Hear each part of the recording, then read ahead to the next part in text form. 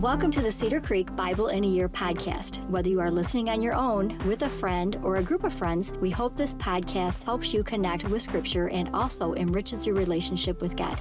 Here are your hosts, Luke Shortridge and Andy Rechtenwald. Hi, everybody. Welcome to Cedar Creek Radio. This is Luke Shortridge hanging out with Andy Rechtenwald. Andy, how you doing today? I'm doing well. How are you? I'm doing awesome. We also have silent producer Eric, who's running the board. Great job, Eric, as always. Yep, doing well. So today we are looking at Exodus. Part 2. Part 2, we're going to look at chapters 12 through 40. We've got a lot to cover here. Yeah. But I think we can do it. We're trained professionals. We can, and we are.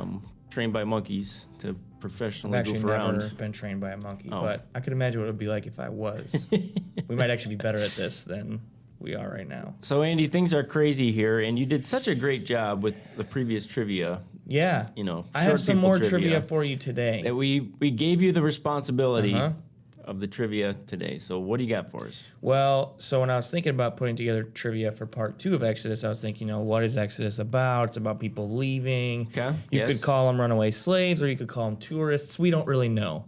So Tourists? I decided to do tourism trivia. What? Okay, I don't quite get the connection, but... Well, they're leaving one place and going to another, so therefore they're tourists. Oh. They're coming to a different land. There's a connection. So what we're going to do is I'm going to ask you some questions. They're multiple choice. Okay. And we're going to do this Who Wants to Be a Millionaire style. Oh. So I get some lifelines? You don't get a second guess, but you can call use one of producer 3. Eric? Yes, you can call producer Eric. Like it. You can ask the audience, which is producer Eric. Awesome. Or you can 50-50? You can do a 50-50 and I'll eliminate 2 of the answers. Okay. But you have to lock in on a final answer. Oh, man. So if I lose, is it just over? Yeah, you lose. Wow. That's a lot of pressure. Okay. What is the most visited tourist attraction in the world? A, Times Square. B, Disney World. C, the Colosseum. Or D, Eiffel Tower. That's a tough one. This is true. Most visited in the world. Would you like me to repeat the answers? Sure, why not? A, Times Square. B, Disney World. C, the Colosseum. Or D, Eiffel Tower. Gosh, give me the 50-50. Okay. Your final 2 answers, I eliminated Disney World and Eiffel Tower. So now you have Times Square and the Colosseum. Gosh, that's the 2 that I was debating between. Interesting. Well, let's talk it out here. So I know Times Square has millions of people. It's a very popular tourist attraction. It is very popular. But I also know everybody goes to the Colosseum if you're in Italy. Uh-huh. So... If you're in Italy. All right. I'm just gonna go with my gut. Okay, go with your gut. Okay, Times Square. Times Square. That's your final answer.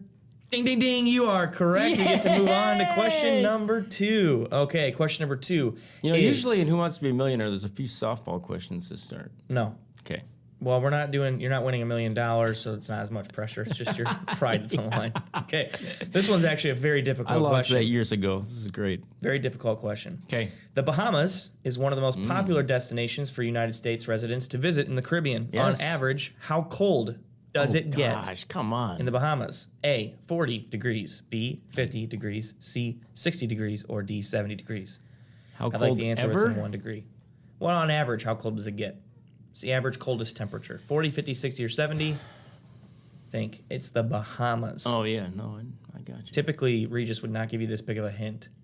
It's the Bahamas. And I'm not inferring B. Your eyes got really big when you said that. Yeah, I mean, it's a Caribbean paradise. Yeah.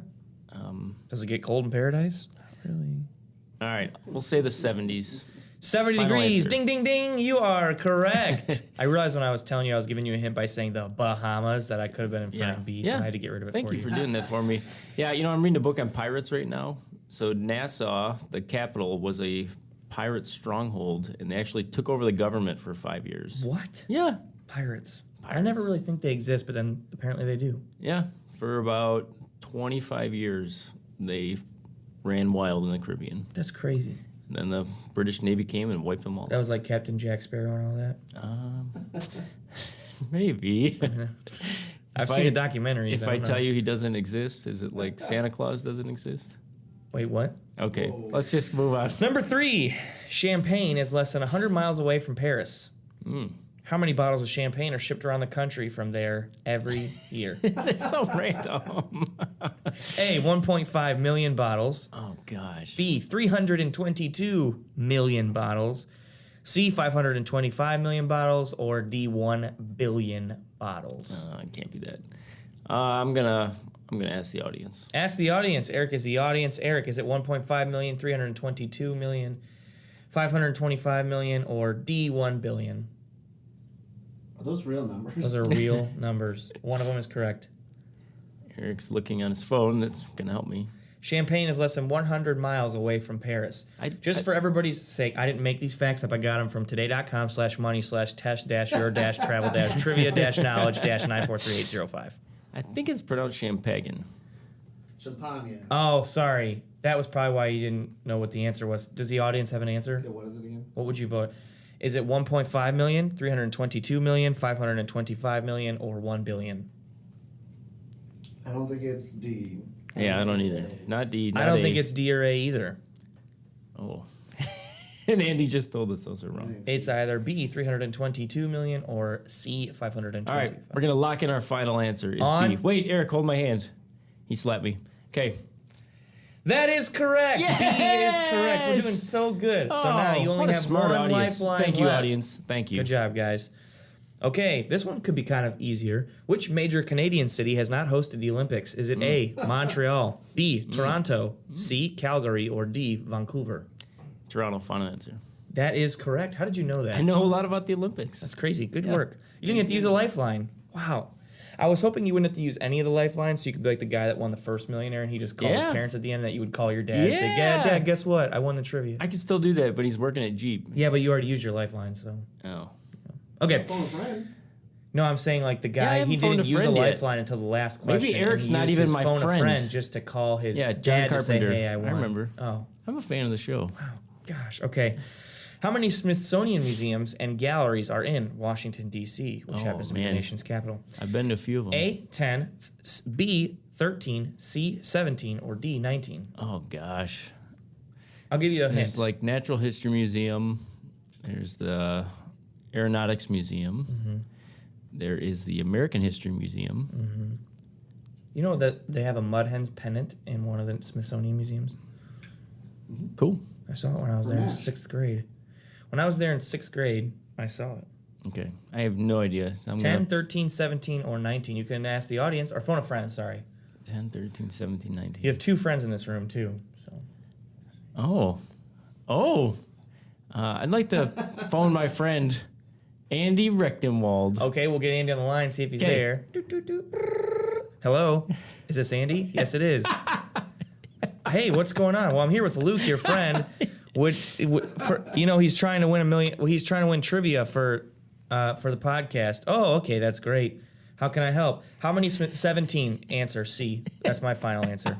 Okay, well, that was Andy's answer. What do you think? Do you trust him? Is he a smart guy? Let's go with Andy on this one. Oh, C is your final answer, and you are correct. I should have set you up there. That would have been really funny. That's wrong. No, that's wrong. It's actually D.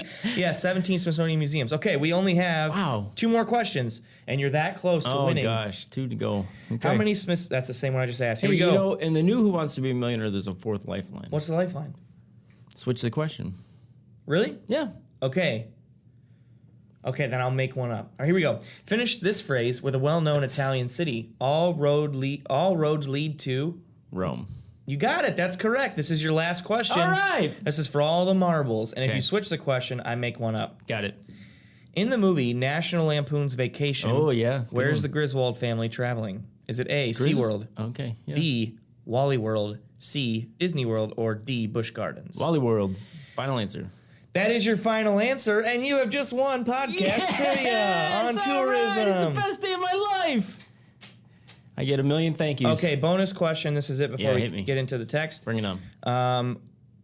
Tourism question, kind of. What land did I migrate from? Meaning city and state. Just say, give me a state. The state you migrated from. I was not born in Ohio. Yeah.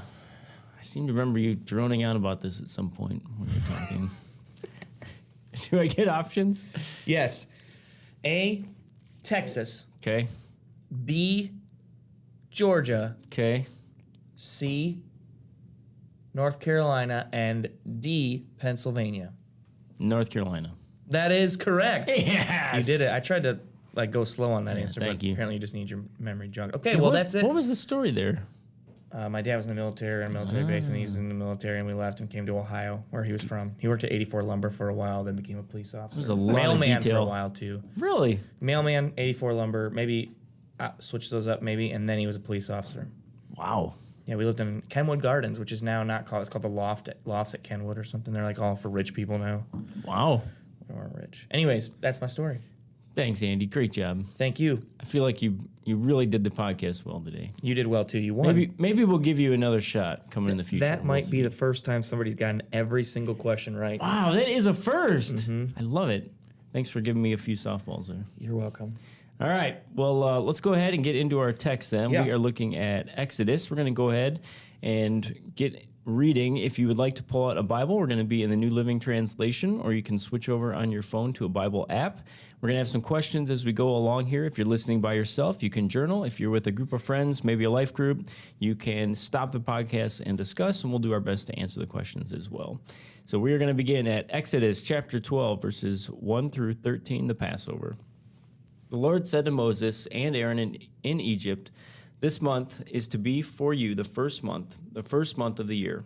Tell the whole community of Israel that on the 10th day of this month, each man is to take a lamb for his family, one for each household. If any household is too small for a whole lamb, they must share one with the nearest neighbor, having taken into account the number of people there are. You are to determine the amount of lamb needed in accordance with what each person will eat. The animals you choose must be year-old males without defect, and you must take them from the sheep or the goats. Take care of them until the 14th day of the month, when all the members of the community of Israel must slaughter them at twilight. Then they are to take some of the blood and put it into the side and tops of the door frames of the houses where they eat the lambs. The same night they are to eat the meat roasted over the fire, along with the bitter herbs and bread made without yeast. Do not eat the meat raw or boiled in water, but roasted over a fire, with the head, legs, and internal organs. Do not leave any of it until morning. If some of it is left until morning, you must burn it. This is how you are to eat it, with your cloak tucked into your belt, your sandals on your feet, and your staff in your hand. Eat it in haste. It is the Lord's Passover. On that night, I will pass through Egypt and strike down every firstborn of both people and animals. I'll bring judgment on all the gods of Egypt. I am the Lord. The blood will be a sign for you on the houses where you are, and when I see the blood, I will pass over you. No destructive plague will touch you when I strike Egypt." All right, so this is a very dramatic passage, Andy. Give us a little context here. What's going on? So, as we talked about in the last podcast, the Israelites are slaves in Egypt after being kind of a prominent group of people in Egypt, but the next Pharaoh forgot about them, so then they became slaves. And then Moses, a timid, meek man, is called upon by God, who was also the Pharaoh's daughters. She kind of picked him up when his mom shipped him off because the Pharaoh was going to kill all the firstborns. There's a lot of context.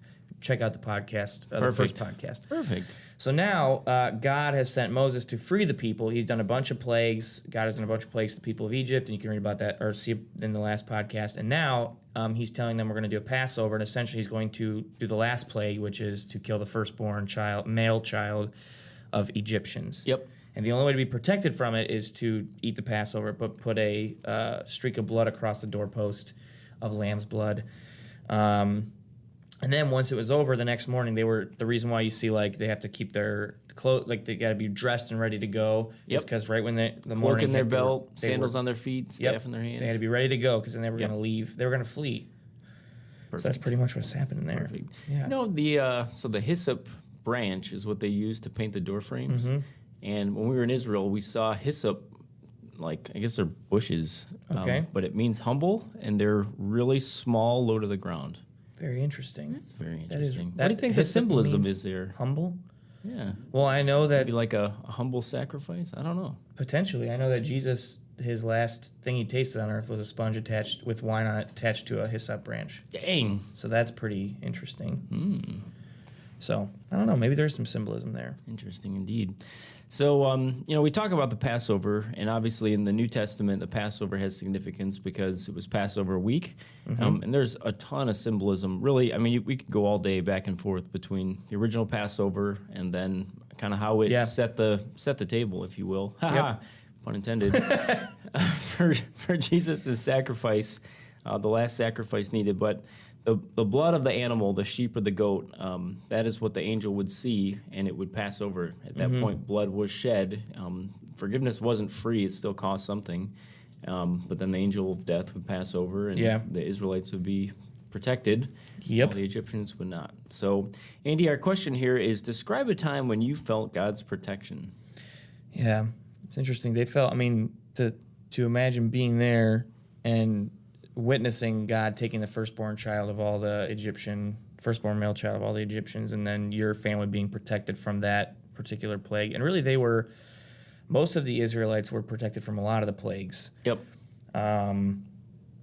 But obviously, I don't have anything that extreme. Sure. But I think there's been some weird times where when you're driving in your car and somebody runs a stop sign, and for some reason you pick up on them running it, or a red light, and you hit the brakes, and it's happened with me and the kids in the car. But there was one in particular. There was one particular time where I was I think I was a sophomore in college, and I had my girlfriend in my passenger seat, my brother in the back seat of my Volvo, and this girl that I graduated high school with 2 years before this, we were parked on Holland, Sylvania in traffic. And she was texting and driving, wasn't paying attention, going 55 down Sylvania, and just hit us without even hitting the brakes in the back. Pushed the trunk into the back seat. Where my brother was sitting, they had to use the jaws of life to get my brother and I out of the car.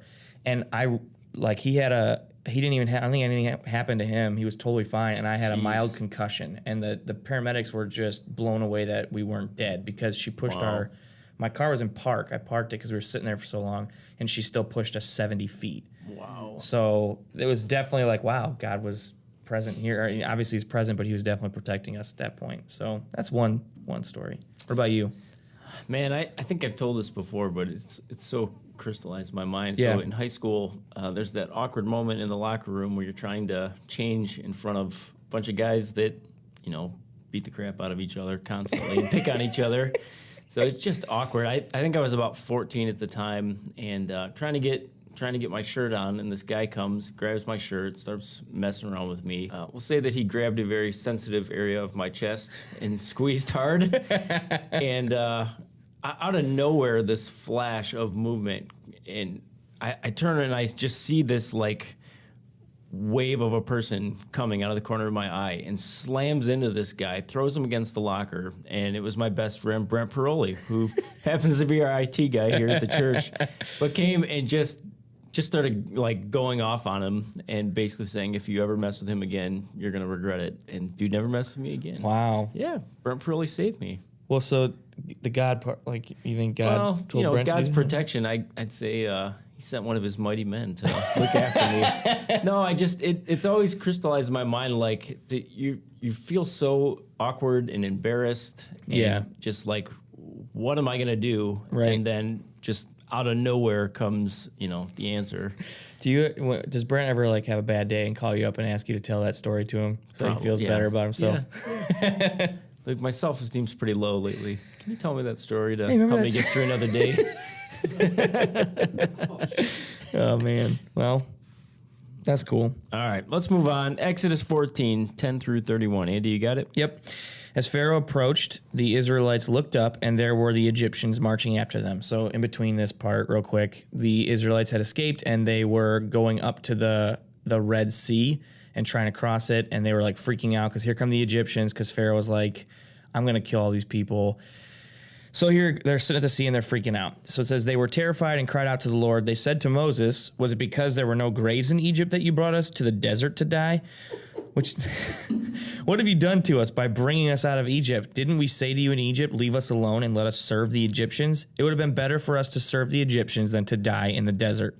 Moses answered the people, do not be afraid, stand firm, and you will see the deliverance the Lord will bring to you today. The Egyptians you see today, you will never see again. The Lord will fight for you. You need only be still. Then the Lord said to Moses, why are you crying out to me? Tell the Israelites to move on.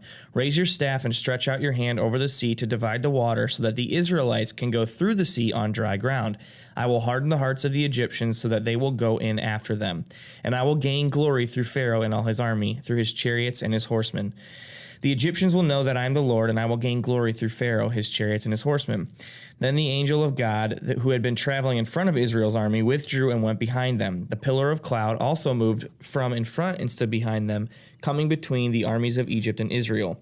Throughout the night the cloud brought darkness to the one side and light to the other side, so neither went near the other all night long. Then Moses stretched out his hand over the sea, and all that night the Lord drove the sea back with a strong east wind and turned it into dry land. The waters were divided, and the Israelites went through the sea on dry ground, with a wall of water on their right and on their left. The Egyptians pursued them, and all Pharaoh's horses and chariots and horsemen followed them into the sea. During the last watch of the night, the Lord looked down from the pillar of fire and cloud at the Egyptian army and threw it into confusion. He jammed the wheels of their chariots so that they had difficulty driving, and the Egyptians said, "Let us get away from the Israelites. The Lord is fighting for them against Egypt." Then the Lord said to Moses, "Stretch out your hand over the sea so that the waters may flow back over the Egyptians and their chariots and horsemen." Moses stretched out his hand over the sea, and at daybreak the sea went back to its place. The Egyptians were fleeing toward it, and the Lord swept them into the sea. The water flowed back and covered the chariots and horsemen. The entire army of Pharaoh that had followed the Israelites into the sea, not one of them survived. But the Israelites went through the sea on dry ground with the wall of water on their right and on their left. That day the Lord saved Israel from the hands of the Egyptians, and Israel saw the Egyptians lying dead on the shore. And when the Israelites saw the mighty hand of the Lord displayed against the Egyptians, the people feared the Lord and put their trust in him and in Moses, his servant. Good stuff. You know, this is probably the most dramatic miracle of the Bible. You know, maybe the most famous. Even people who don't go to church and never read the Bible, Right. a lot of times they've heard of the parting of the Red Sea. Yep. You know, but I think what goes what goes unnoticed sometimes is just there was no escape for the Israelites here. Right. There was They're no trapped. Right. They're trapped. You know, the Egyptians are right on their heels. They come to a body of water that they're not going to be able to cross or get across. Like It's huge. Yeah. they're not going to be able to get around it. I mean, there's nothing for them to do. They're not like a military or anything. No. They're just a bunch Right. of slaves. Yep. And God does the unthinkable. I mean, Jesus often takes the third path. So it's like, Jesus, do you believe this or this? And then he takes a totally Right. different route that What nobody about sees coming. this? Right. And that essentially is what God does here again. Like, can't go across it, can't go around it. We're going to go through it.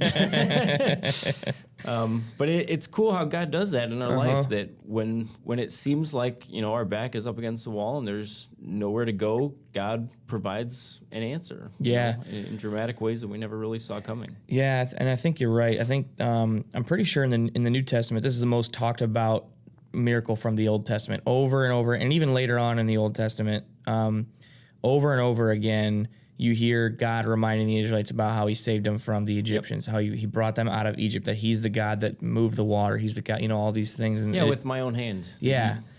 It's crazy. I mean, you think about how miraculous that must have been to see that. And then, the end of it is great when they say, it says they feared the Lord and put their trust in him and in Moses, his servant. Now, that doesn't really last, and we'll get into that in a little bit. But so our question then is, when for you is it difficult to trust God?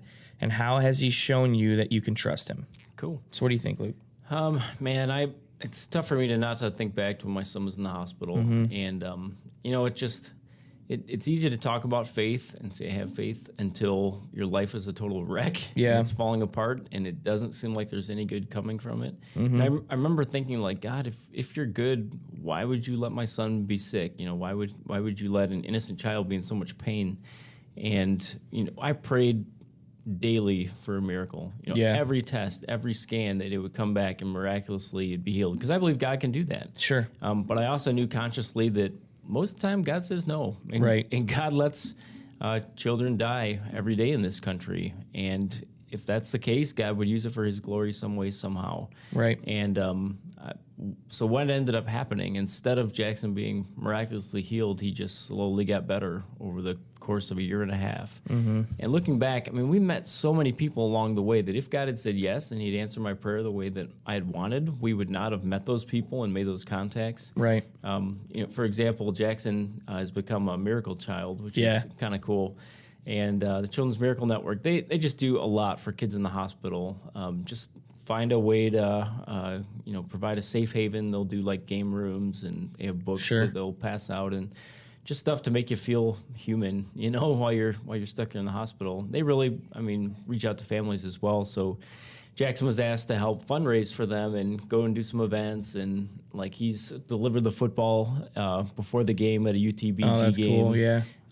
His cutout has been all over, like Walmart and Costco, and his story. It's funny talking to people like, hey, that's my son. They're like, what?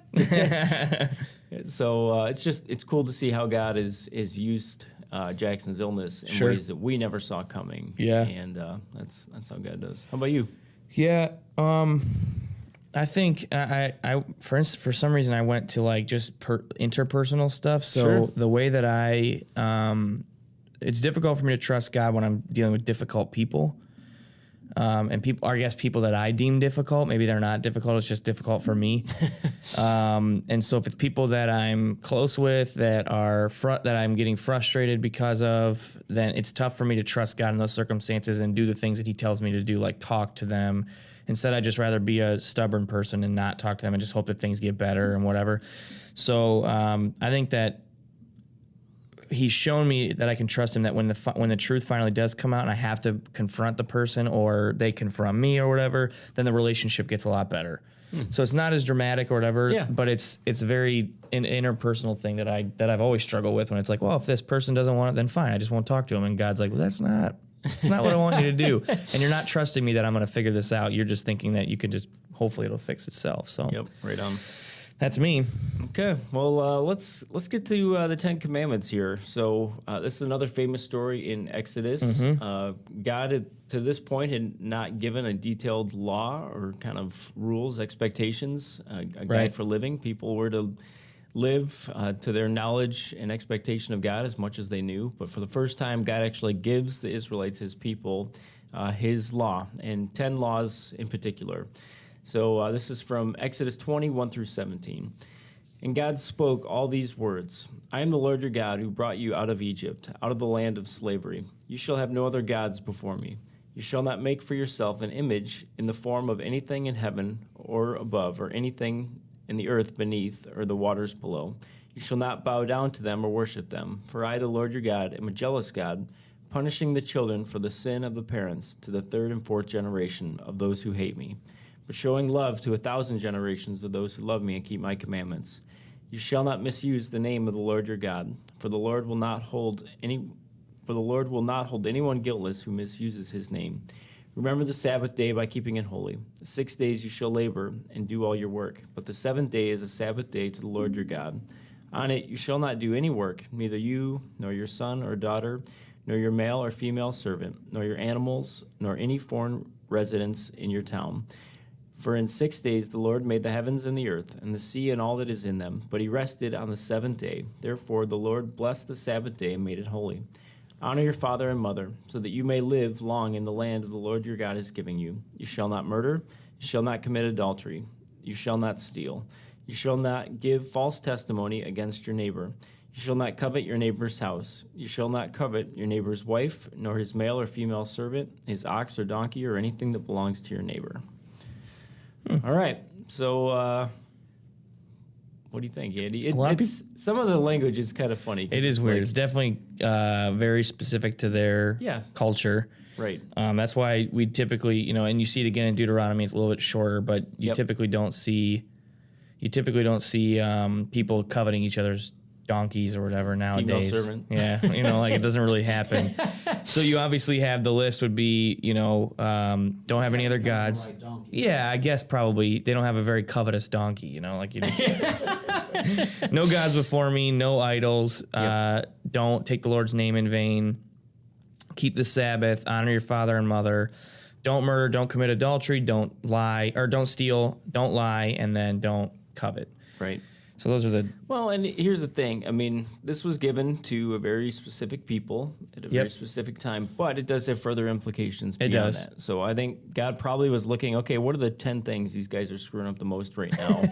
I can this is the first time the law is being given. I'll just give them kind of a short list they can focus on. Yeah. Okay, here's the 10 ways that you're blowing it the worst. And what we see in this, we really see is the nature of God revealed. That God is a jealous God, that He is to be feared, And it's not feared like, God is going to strike me down at any moment, but it's just kind of like a respect, like God Yep. has the power, and to not treat his name or his person lightly. The Sabbath is also interesting. This really set the Israelites apart from the people around them. The idea that one day a week that they would just not work or Right. not do anything. So yeah, it's very interesting. So Andy, how should we as Christians view the Ten Commandments today? Is there still value in studying the Ten Commandments or trying to live them out? I mean, I think, yes, obviously there's value in studying them. They're in the Bible. Now, there's Christian theologians who are very split on what to do with the Ten Commandments. Yeah, you're right. I obviously think that they're relevant to Christians today, that we should try to live up to the Ten Commandments. Yep. Some of the one commandment out of the 10 that Jesus doesn't increase, as far as when he says, I didn't come to abolish the law but fulfill. The only one that he goes up against the Pharisees at over and over and over again was the Sabbath. Yep. And he healed all the time on the Sabbath, just Yep. to prove a point, really. But other than that, and so the Sabbath is obviously hotly contested among Christians. It was moved after the resurrection from Saturday to Sunday. Yep. Friday evening to Saturday evening to Sunday. But now we're not commanded to take a Sabbath. That was something that Jesus kind of talked about a lot when his followers would take the grains off the edge of the field, which was technically work. When he was healing, which was technically work on the Sabbath. But the other ones, in his Sermon on the Mount, he was like, no, I'm not saying don't just not kill people. If you hate somebody, you've just broken Right. that commandment. Right. If don't cheat on your wife. But even if you look at another woman with Right. that kind of lust, you've already done it. So I think that these are commands that I think are from this time forward, and even for Christians now, they are binding in a sense that we need to follow them. We don't lose our salvation when we break them after Sure. we're followers of Christ, but they're binding on us for sure. We're not slaves to the law, but the law still does bring life and hope. Mm-hmm. And I think about the Sabbath. What does that look like for us today? Well, if you're a pastor, not working on Sunday is kind of not an option. Right. So how do I honor God in the Sabbath? And I do have a day off, and I try to fill it with things that are life giving and life sustaining. And I try as much as I can to not work. I can't say that I've never sent an email on my day off. Right. But I do try to keep it sacred, and I try to find a way to get rest and be ready to go. Yeah. I think that honors God in it. I don't think the day of the week is as important as just carving out some time to rest and reflect and do some things that fill you up. I agree, and the other part of the Sabbath is to work hard the other 6 days. That was the other part of it. And God in the Old Testament specifically, he took the Sabbath very seriously. I mean, people were stoned for breaking the Sabbath. It was a big deal.